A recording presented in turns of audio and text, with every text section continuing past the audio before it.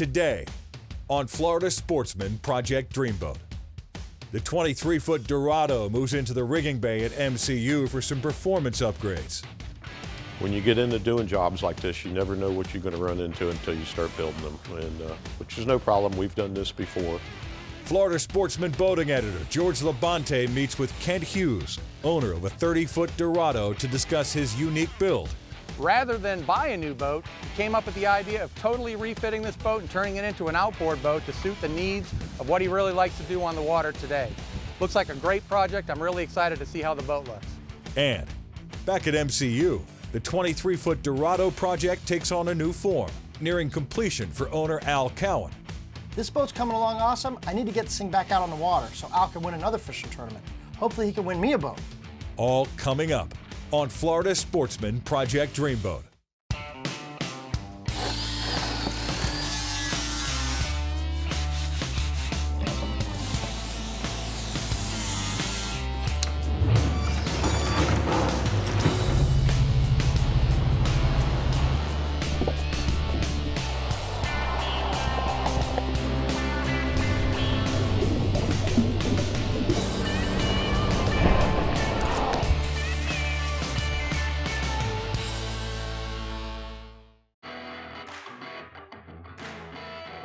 All right, so we've got the 23 Dorado really moving along. We got the boat back from Birdsall, the T-top's done, the leaner seats all wrapped up. Mike and the guys did an awesome job painting the non-skid. So now that it's ready for rigging, I'm gonna get Steve in a boat and start installing some of these new parts. One of the main items is the trim tabs. We're gonna go with the new electric trim tabs. We're gonna gain some space and room in the bilge so we can mount the new power pump for the power pole. This boat's coming along awesome. I need to get this thing back out on the water so Al can win another fishing tournament. Hopefully he can win me a boat. Cool, I just got the 23 Dorado in the rigging bay here, and he's switching from hydraulic trim tabs over to electric. I've got all the stuff stripped out now. I'm ready to install the new electric bolt tabs. And fortunately, all the holes for the planes lined up perfectly, so I didn't have to have no holes filled, and I didn't have to re-drill any holes. So I'll get the plates put on first. Then I'll move to the actuators. The top of the actuators, the holes were a little off. I was able to use one existing hole, but I had to move two other ones. They were a little closer, which is no problem because they do cover up the old holes. So I'm going to get these run, and I'm going to run my power wire through, get them secured down with 5200, and I moved over to the port side. The process is going to be the same, you know, real simple. Like I said, all the holes are there already, so that was a real easy installation. I knocked that out real quick. Now I'm ready to jump up in the boat and get these tabs wired up to the console. The electric tabs are pretty easy to do, you know. It's basically plug and play, you know. So I ran the wiring up to the console, installed the control box, installed the switch pad, which is lit now, so you can actually see where your tabs are at when you're deploying them. Well, now that I got the trim tabs installed on this Dorado, my next project is going to be putting the power pole in. And boy, I sure hope it's going to be as quick as easy as the one on the pontoon boat I just did, but I know it's not because I got to drill through the transom and a little bit more involved. So as I've mocked it up and figured out where I was going to mount it, I discovered that the boat does have a liner in it, and it's just a small little gap in between it. And if I were to through bolt that into the liner with the big washers, it would pull on the liner and it would cause cracking, and then it's not going to be good and secured. Okay, I got Brian out here. He checked it out. He seen the little problem that I was running into. He agreed, okay, well, we've got to make a little starboard cover to cover up the trim tab wiring anyways. So go ahead and cut your bigger holes for as big as the fender washers that are going to be, so I can get a good strong bond with this power pole to the transom. That way it won't move around. It's not going to cause any damage to the inner liner. And so I'm going to move on. All right, now I got the power pole mounted up there. Now I need to run my hydraulic lines through the transom. Fortunately, I can get these lines up high enough to where they're going to come out up under the gunnel and don't have to worry about them kinking or worry about covering them or anything. So I got them to come through the transom where I wanted, where they would be out of sight. Ran into another problem down in the bilge where I have to mount the pump. I had an existing jack plate pump down there, and it was sort of in the middle and not taking up too much room. Fortunately, I had just removed a trim tab pump down there, so I had some room to work with, but I just have to jockey the jack plate pump over a little bit, and then that's going to leave me plenty of room for my hydraulic pump for the power pole. But there's one other problem. I need like a little shelf bracket made, because the bracket that comes with the pump is designed to bolt straight down on a flat spot. I don't have a flat spot to mount this pump, so I'm going to have to come off the transom with it, which is no problem. We've got a plastic shop here, so when you get into doing jobs like this, you never know what you're going to run into until you start building them, and which is no problem. We've done this before. So now I got my little bracket made up. I'm going to put that in. I got the pump mounted. I'm going to hook up my hydraulic lines and also my power wires. Fortunately, this is a remote system. I don't have to run nothing up to the console. So all I got to do is shorten my hoses, plug them into the spot. I'm going to fill it up, and I'm going to prime the system. Al's gonna like having the ability of those fast new electric tabs with the indicator switch and having the lights inside, right on the dash. He's gonna love being able to know where his trim tabs are. Not only that, the power pole, being able to pull up and fish a spot. Don't forget, Al won this boat in a fishing tournament. He's gonna be able to just hit a button, drop that pole, not have to monkey around with an anchor. He's gonna love these new items on the boat. We're really making Al's boat great again. Steve put that thing together. It's really looking awesome. When we return, FS boating editor George LaBonte joins Dreamboat owner Kent Hughes aboard his 30-foot Dorado in this week's One Man's Dreamboat segment. This segment brought to you by Armstrong Nautical Products, celebrating 25 years of creativity and innovation. Do you have the Armstrong advantage? In its most basic form, an Armstrong outboard bracket improves the efficiency of your outboard motor. This equates to a faster time to plane and higher top speeds. The list of advantages continue with improved maneuverability, added space, and a quieter ride. Adding a swim platform accompanied by an Armstrong boarding ladder will certainly add to your day out on the water. Isn't it time for you to gain the Armstrong advantage? Welcome back to Florida Sportsman Project Dreamboat. Join us for this week's One Man's Dreamboat segment with Florida Sportsman boating editor George LaBonte as we feature anglers who have already launched their dream. Florida Sportsman began these features 30 years ago, and the dreams just keep getting better. Today we're going to check in with Kent Hughes. Kent's got a 30-foot Dorado that he's owned since new. About 15 years ago he bought this boat, and it was a diesel with an outdrive inboard boat. Times have changed, years have rolled by, and thousands of hours later on the engine, Kent decided it was time for a new boat. Rather than buy a new boat, he came up with the idea of totally refitting this boat and turning it into an outboard boat to suit the needs of what he really likes to do on the water today. Looks like a great project. I'm really excited to see how the boat looks. All right, Kent, well, I'm glad to be on the boat with you here finally. I've actually been admiring this boat from the distance for a long time. I mean, I've been in Stewart a lot and seeing this boat on the water everywhere. I've been really excited to see, what you got here. I mean, this is a very unique boat.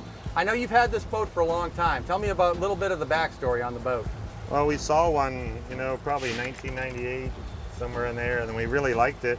I saw it, diesel motor, outdrive, kind of scared me a little bit, but right. Just the layout of the boat for around here, offshore, and going to the Bahamas was just perfect. Yeah. I mean, the whole thing, I had a tower, gunwale mounted before, so the whole thing was pretty much covered with shade. And traveling wise, it was just awesome. 3.5 miles. You did a lot of Bahama fishing back then too, yeah, right? I bought it on a Tuesday, and we left on Thursday for 2 weeks for the Bahamas. No shakedown cruise, huh? No, I had 2 hours. Oh, so we man. put it in the water. Wednesday, I put all the electronics on it, and yeah, we left Thursday for 2 weeks. And yeah, we put 4,600 hours on our old Volvo. So we used it. We're on the water. I mean, probably 3-4 times a week. So. One of the types of fishing that Kent really enjoys doing on his boat is sight fishing for cobia. The weather looked a little bit questionable, but we decided to go out there and give it a shot anyways.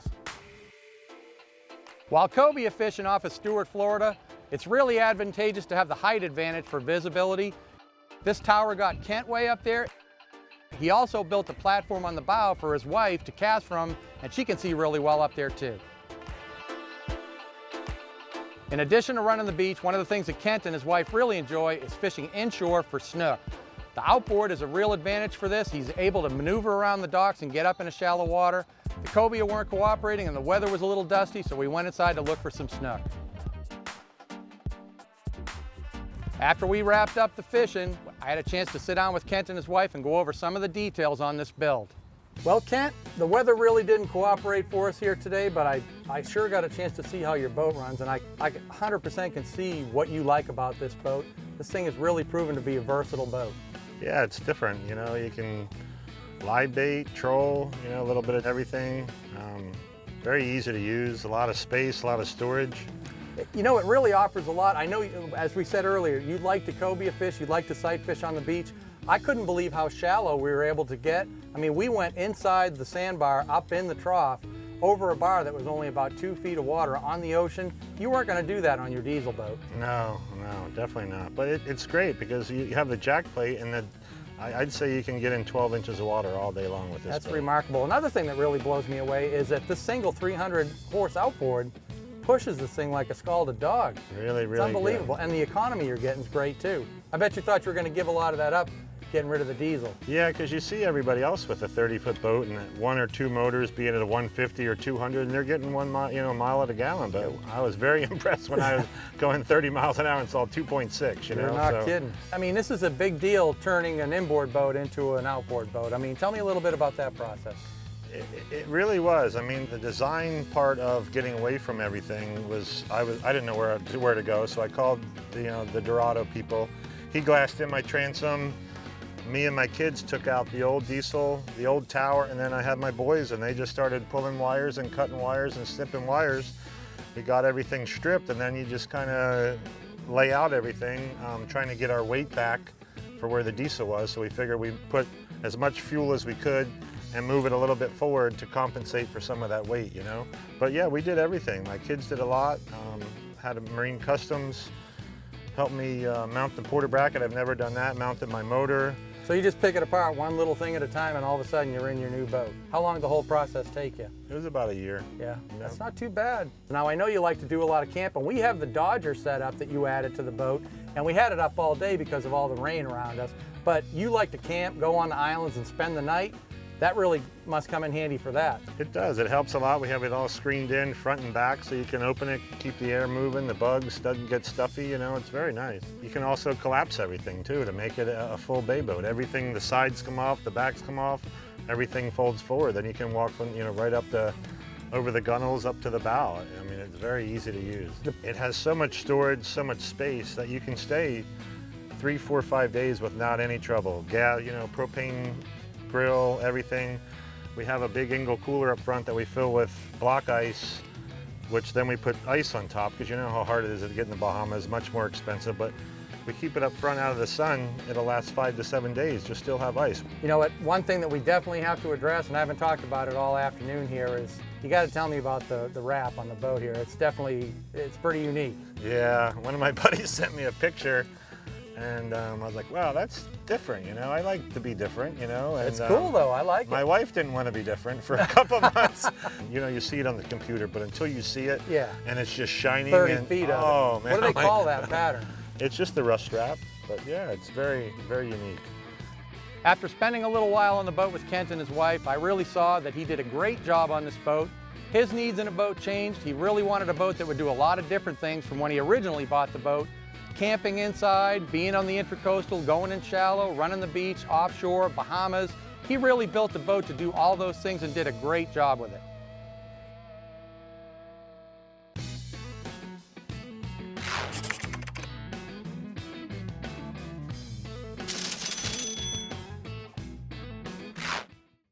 When we return, the crew at MCU steps up to get a 28-foot Hydra Sports looking brand new for an eager customer.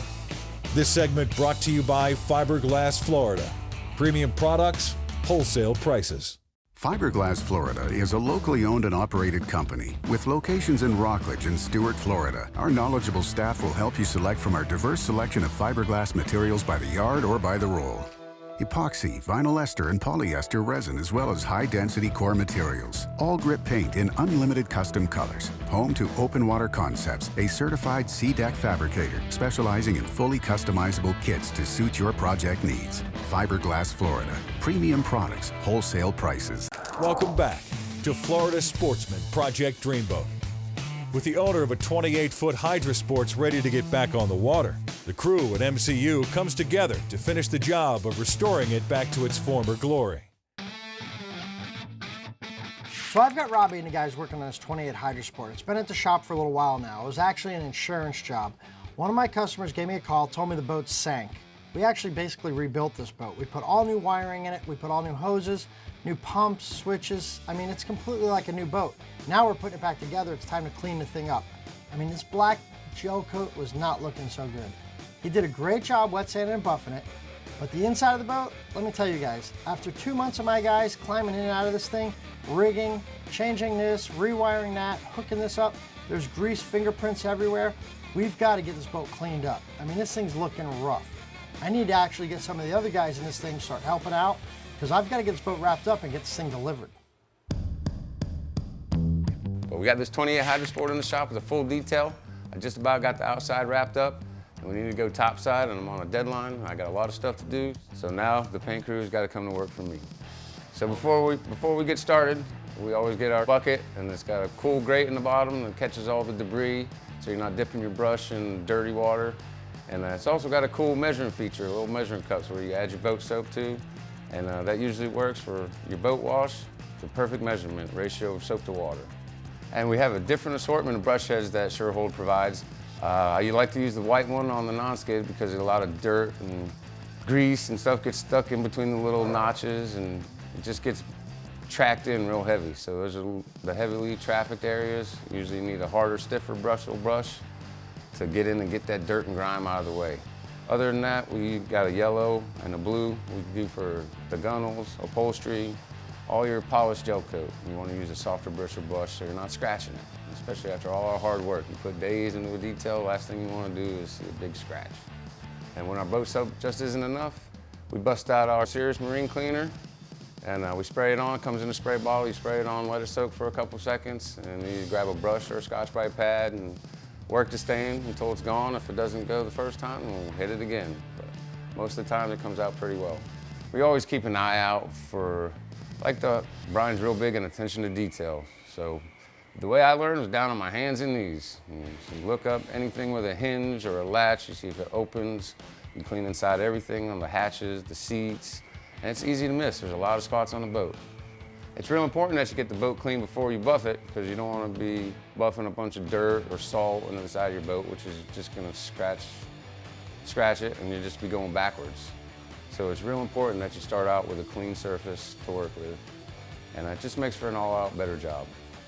Doing the inside is a lot trickier. There's a lot more involved. There's a lot more angles and radiuses, and there's a lot tougher spots to get in with your buffer, so you have to pay close attention. And you have to do all the tracks in the floor. And when we're done buffing, we put a coat of wax on inside, outside, motor cowlings. Let that dry. When we take it off, we should have a mirror perfect finish, and it's off to the water we go. All right, so once those guys got all the hatches cleaned out, everything was nice and ready to be buffed out, they did an awesome job. The boat looks like a brand new boat. I can't wait to deliver this boat to Brian. He's gonna be super excited. When we come back, Brian and the crew at MCU complete the finishing touches on the 23-foot Dorado project. This segment brought to you by Yamaha. Reliability starts here. At Yamaha, reliability is a family tradition. Meet the next generation. 4 new advanced technology-inspired inline 4-cylinder performers. Bred from the reliability and boater satisfaction that is part of Yamaha's DNA. They prove that when power gets lighter, faster, stronger, and smarter, boating gets even better. And more satisfying for boaters like you. Welcome back to Florida Sportsman Project Dreamboat. Join us as the crew at MCU adds the final custom touches to the 23-foot Dorado project. So it's time for the final touches on the 23 Dorado. I've got Vic in the upholstery shop starting to work on all the nice vinyl work. So now that Vic's working his magic right now, I can't wait to see the final touches. When he wraps this thing up and starts putting everything together, the boat really starts to look finished and completed, and I can't wait to see it done. So the 23 Dorado had one major thing we had to keep in line. It was the budget. So I told Al he had to make some major decisions. One of those decisions was painting the boat. He decided to opt out of painting the boat and to wrap the boat.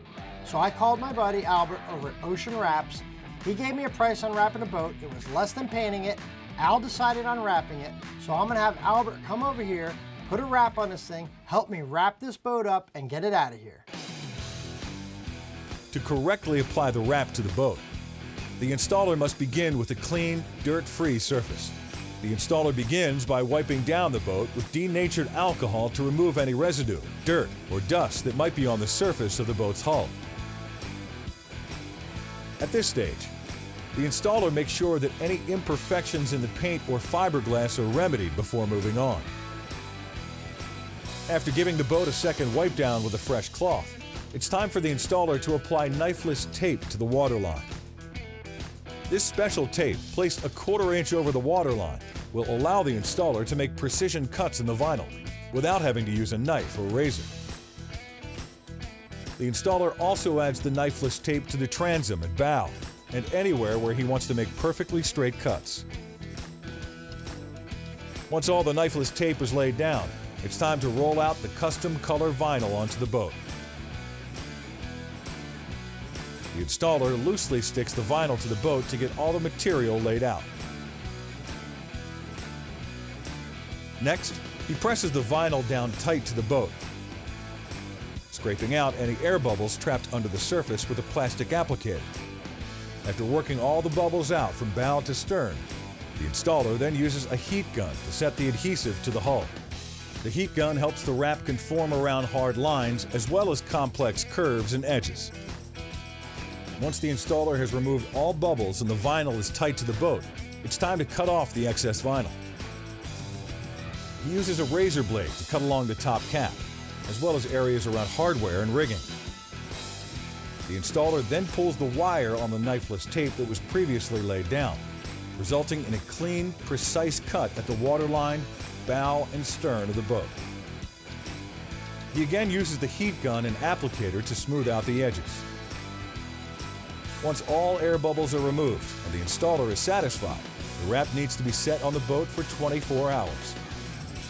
The wrapping process is then complete, and the boat has a fresh new look. So now that I literally have this 23 Dorado wrapped up, it's time to call Al, get him over here from the West Coast to pick up his new 23 Dorado. Next week on Florida Sportsman Project Dreamboat. Dreamboat owner Al Cowan travels to MCU to see his fully renovated 23-foot Dorado for the first time. Florida Sportsman boating editor George LaBonte meets with the owner of a classic aquasport who restored the boat with fishing with his family in mind. And the rigging crew at MCU installs a unique set of trim tabs on a 30-foot Grady White. The filming of Florida Sportsman Project Dreamboat has been shot on location at Marine Customs Unlimited. You dream it, we build it.